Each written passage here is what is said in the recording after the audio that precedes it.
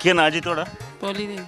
ਭੋਲੀ ਦੇਵੀ ਜੀ, ਪੁਰਾਣਾ ਵੇਲਾ ਅਸ ਚੇਤਾ ਕਰਚਾ ਪੁਰਾਣੇ ਵੇਲੇ 'ਚ ਜਿਹੜੇ ਕੰਤ ਨੇ ਉਹ ਬਾਹਰ ਦੇ ਪੱਖਰੂ ਕਮਾਈਆਂ ਕਰਨੇ ਬਾਹਰ ਚਲੀ ਨਾ, ਕੋਈ ਦਿਹਾੜੀਆਂ ਲਾਣ ਜਾਂਦਾ, ਕੋਈ ਫੌਜ 'ਚ ਨੌਕਰੀ ਕਰਦਾ, ਕੋਈ ਜ਼ਿਮੀਂਦਾਰੀ ਕਰਦਾ। ਨਾਰਾਂ ਘਰ ਭਈਏ ਚੇਤਾ ਕਰਦੇ ਰਹਿੰਦੀਆਂ, ਆਖਦੇ ਅਜੇ ਦਿਹਾੜੀ ਤੇ ਫੇਰਾ ਪਾ।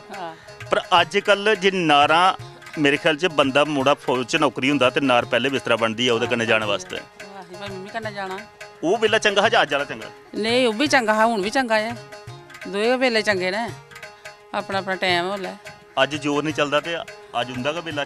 ਅੱਜ ਹੁੰਦਾ ਗਾ ਵੇਲਾ, ਸਹੀ ਗੱਲ ਹੈ। ਅੱਜ ਕੱਲ੍ਹ ਲਾੜੀਆਂ ਫਿਰ ਰੌਂਦੀਆਂ ਵੀ ਨਹੀਂ, ਮੁੰਡੇ ਵਗੈਰਾ ਵੀ ਰੌਂਦੀਆਂ ਵੇ। ਜੇ ਘਰ ਰਹੀ ਜਾਣ ਤੇ ਵਿੱਚ ਟੈਲੀਫੋਨ ਆ ਉਹਦਾ ਵਰਗਾ ਸਤਾਈ ਮਾਰ, ਉਹਦੇ ਵਰਗਾ ਗੱਲਾਂ ਕਰੀ ਉੜਦੀਆਂ। ਜੋ ਗੱਲਬਾਤ ਵਾ ਘਰਾਈ ਉਹਦੇ ਵਿੱਚ ਪਤਾ ਲੱਗੀ ਜਾਂਦਾ ਸਾਰਾ, ਫੋਨਾਂ ਵਿੱਚ ਗਏ ਸੁਣਾਈ ਉੜਦੀਆਂ ਨੇ, ਭਾਈ ਇੰਨਾ ਵਾ ਘਰ ਇਹ ਉਹ ਵਾ ਬਹੁਤ ਵਾ। ਸੱਸੂ ਨਾਲ ਫਲਾਣੀ ਗੱਲ ਆਖੀ। ਹਾਂ, ਸੱਸੂ ਨਾਲ ਆਖੀ ਉੜੀ ਹੈ, ਸਹੁਰੇ ਨਾਲ ਆਖੀ ਉੜੀ ਹੈ, ਨਨਾਨੇ ਆਖੀ ਉੜੀ ਹੈ। ਤੇ ਅੱਜ ਕੱਲ੍ਹ ਮੈਂ ਵੈਸੇ ਆਖਦੀਆਂ ਕੋਈ ਵੀ ਨਹੀਂ ਹੈ ਵੀ, ਉਹਦੇ ਜ਼ਮਾਨੇ ਹੋਈ ਇਹਦੇ ਨਾਲ ਹੁਣ ਆਖਣੇ ਉਖਣੇ ਵਾਲੇ। ਗੰਢੀ ਬੰਨੀ ਤੇ ਨਹੀਂ ਉਹਦੇ ਦਾ ਕਿਸੇ ਨੂੰਹਾਂ ਨਾਲ ਆਖੀ ਉੜੇ ਸੱਚ ਨਹੀਂ ਬੋਲਿਓ ਹੈ? ਨਹੀਂ ਨਹੀਂ, ਨੂੰਹ ਮੇਰੀ ਵਿਚਾਰੀ ਬੜੀ ਚੰਗੀ ਹੈ, ਐਵੇਂ ਕਹਿ ਲਿਆ ਆਖਣਾ। ਨੂੰਹ ਮੀ ਕੋਈ ਕੰਮ ਨਹੀਂ ਕਰਨਾ, ਕਾਜ ਨਹੀਂ ਕਰਨਾ, ਬੜਲਾ ਖੰਡੀਆਂ ਤੇ ਬਾਸੀ ਵਾਲੇ ਮਾਹੌਲ 'ਚ ਬੜੀ ਜਾਂਦੀਆਂ ਮੀ। ਹਾਂ, ਇਹ ਸੱਚ ਤਾਂ ਲੱਗਦਾ ਜੇ ਗੋਡੇ ਚੱਲਦੇ ਰਹਣ ਤੇ ਤਾਂ ਠੀਕ ਹੈ। ਨਹੀਂ, ਗੋਡੇ ਵੀ ਹੁਣ ਸਹਿ ਸੁੱਤਰ ਕੇ ਚਲਾ ਦੇਣਾ ਮਾ, ਤੇ ਕੰਮ ਵੀ ਨਹੀਂ ਹੁਣ ਹੁੰਦਾ ਹੈ ਵੀ। ਹੱਥ ਲਾਂਦੀ ਇਹਨੂੰ। ਹਾਂ, ਵਿਚਾਰੀ ਦਵਾਂਦੀ ਵੀ ਹੈ, ਝੂਠ ਕਹਿ ਲਾ, ਮਾਰਨਾ ਦਵਾਂਦੀ ਵੀ ਹੈ, ਤੇਲ ਵੀ ਲਾਂਦੀ ਹੈ। ਤੇ ਨੂੰਹ ਤੇ ਚੰਗੀ ਹੈ। ਅੱਜ ਕੋਲ ਵਾਲੀ ਉਹਨੇ 9 ਸਾਲ ਹੋਈ ਆ ਇਹਦੇ, ਤੇ 9ਵੇਂ ਸਾਲੇ ਅਜੇ ਤੋੜੀ ਮੀ ਫੁਲਕੇ ਵੀ ਨਹੀਂ ਪਕਾਏ ਹੈ ਵੀ।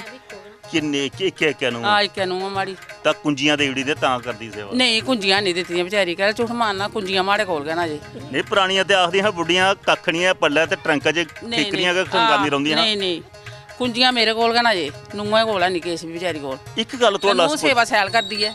ਇੱਕ ਗੱਲ ਤੁਹਾਡਾ ਪੁੱਛਣਾ ਚਾਹੁੰਦੇ ਆ ਭਈ, ਤਨ ਦੋ ਕਿਸਮ ਦਾ ਹੁੰਦਾ, ਇੱਕ ਹੈ ਪੁੱਤਰ ਤਨ ਤੇ ਦੂਆ ਦੌਲਤ ਜਿਹੜੀ ਘਰ ਦੇ ਵਿੱਚ ਆਦੇ ਪੁੱਤਰ ਕੇ ਚੰਗਾ ਹੋਇਆ ਤੇ ਘਰ ਨੂੰ ਵੀ ਚੰਗੀ ਹੁੰਦੀ।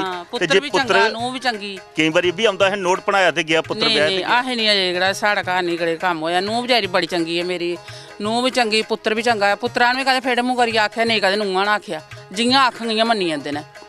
ਆਦੇ ਵੀ ਪੁੱਤਰਾਂ ਦਾ ਫਰਜ਼ ਤਾਂ ਕੇ ਬਣਦਾ ਜਿਹੜੇ ਜਿੰਦੇ ਜੀ ਮਾਪਿਓ ਦੀ ਸੇਵਾ ਕਰਨ ਤੇ ਮਰਨ ਉਪਰੰਤ ਹੁੰਦਾ ਕਰਮ ਕਾਂਡ ਕਰਨਾ ਹੋਊਗਾ ਪੁੱਤਰ ਜਿਹੜਾ ਕਰਦਾ ਹੈ। ਕਦੇ ਨਹੀਂ ਆਏ ਪੁੱਤਰਾਂ ਨੇ ਫੇੜ ਮੂੰਹ ਕਰੀ ਆਖਿਆ ਵੀ ਨਹੀਂ ਕਿਸ ਅਜੇ ਠੀਕ ਠਾਕ ਨੇ।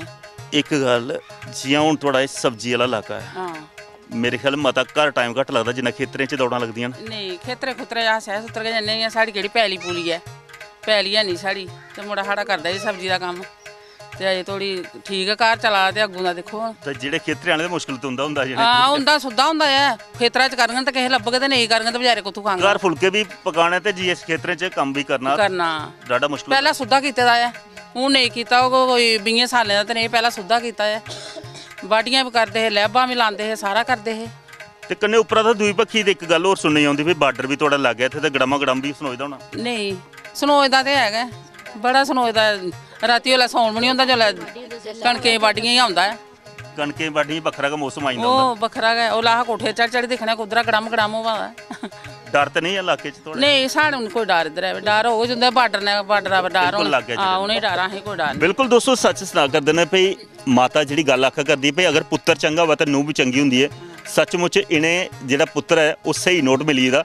ਜੇ ਨੋਟ ਬਣਾਇਆ ਦਾ ਆਖਦੇ ਕਈ ਵਾਰੀ ਆਖਦੇ ਨੋਟ ਬਣਾਇਆ ਤੇ ਗਿਆ, ਪੁੱਤਰ ਵਿਆਹ ਤੇ ਗਿਆ, ਪਰ ਆਪਣਾ ਨੋਟ ਅਸਲੀ ਹੋਇਆ ਤੇ ਉਹ ਦੂਰ ਤੱਕ ਚੱਲਦਾ। ਉਹਦੇ ਕਨੇ ਖਰਚਾ ਜਿਹੜਾ ਕਿਤੇ ਦਾ ਨੂੰਹ ਵੀ ਆਉਂਦੀ ਹੈ, ਉਹ ਵੀ ਸੇਵਾ ਕਰਦੀ ਹੈ। ਤੇ ਜੇ ਪੁੱਤਰ ਦਾ ਅੱਜ ਮਾਪਿਓ ਕੋਲ ਮੂੰਹ ਮੋੜ ਲੈਣ ਤੇ ਬਗਾਨੀ ਧੀ ਹੋਊਗੀ, ਦੋਸ਼ ਨਹੀਂ ਦੇਣਾ ਚਾਹੀਦਾ। ਇਹ ਵੀ ਸੰਸਕ੍ਰਿਤੀ ਦਾ ਹਿੱਸਾ ਦੋਸਤੋ ਤੁਹਾਡੇ ਨਾਲ ਸਾਂਝਾ ਕੀਤਾ।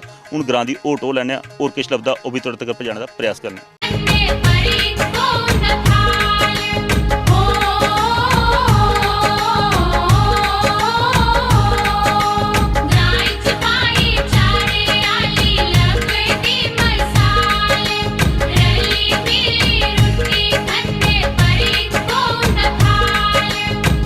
ਛਾਂ ਬੋੜਾ ਦੀ ਸਲਾਂਦੀ